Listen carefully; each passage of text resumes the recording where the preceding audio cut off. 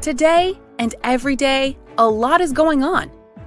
The impact of strategic changes at speed requires the business to transform and perform at the same time.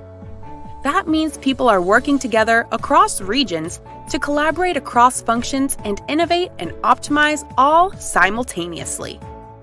To get there, high-growth leaders need to help teams innovate and figure out the best path forward. But how well does your company turn ideas into results? According to research by Accenture, who asked 1,500 C-level executives about their digital transformation and discovered that 75% said different business functions are competing against each other instead of collaborating on transformation efforts. Think about that. Groups are competing against each other, instead of competing in the market. Not only is that tiring and stressful, but it also sounds like poor management.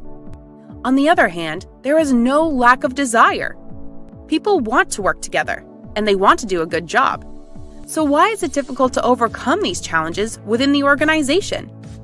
We believe it's because of the whirlwind that exists in most companies today.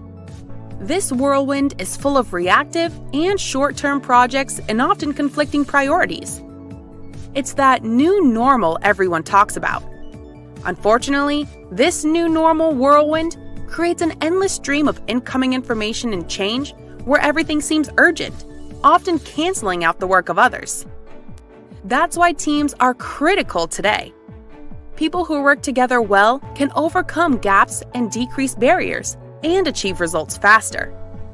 The collective action and focused effort of many overcome the challenges faced by a few. As humans, we are stronger because we can evolve more quickly together and win more frequently together. And that's why collaboration matters.